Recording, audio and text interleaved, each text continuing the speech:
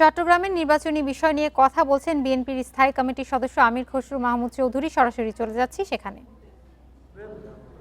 যাতে তারা ব্যবসায় আসতে পারে, ব্যবসায় যোগ দিতে পারে, তাদেরকে আমরা স্কিল সাপোর্ট দেব, তাদেরকে আমরা ঋণ সাপোর্ট দেব, তাদেরকে আমরা ব্র্যান্ডিং সাপোর্ট দেব, তাদেরকে আমরা ডিজাইনিং সাপোর্ট দেব।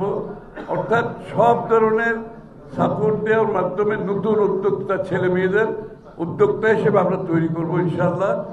আমাদের চট্টগ্রাম 11-তে তথা সারা চট্টগ্রামে এই কাজটা করা হবে।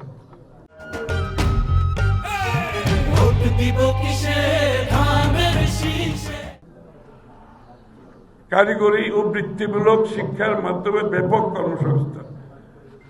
কারিগরি শিক্ষা খুব গুরুত্বপূর্ণ।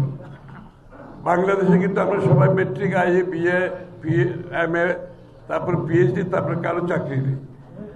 আমরা এখান থেকে বেরিয়ে আসতে হবে। আমাদের নতুন প্রজন্মকে আমরা কারিগরি শিক্ষার মাধ্যমে আমরা তাদের কর্মসংস্থান, দেশে বিদেশে আত্মকর্মসংস্থান তিনটার জন্য সহায়ক ভূমিকা পালন করবে। এই জন্য আমরা ভোকেশনাল ইনস্টিটিউট করবো ইনশাআল্লাহ চট্টগ্রাম 11 তথা চট্টগ্রামের জন্য। ভোকেশনাল ইনস্টিটিউশনের মাধ্যমে স্কুল পার হওয়ার পরেই তারা যাতে ভোকেশনাল ইনস্টিটিউশনে ভর্তি হতে পারে।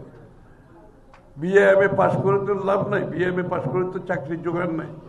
চায়নাতে 60% ছেলে মেয়ে স্কুলের পরে ভোকেশনাল স্কুলে যায়, অনলি 40%। বক্তব্য রাখছিলেন বিএনপির স্থায়ী কমিটির সদস্য আমির খসরু মাহমুদ চৌধুরী। আমরা সরাসরি ছিলাম সেখানে।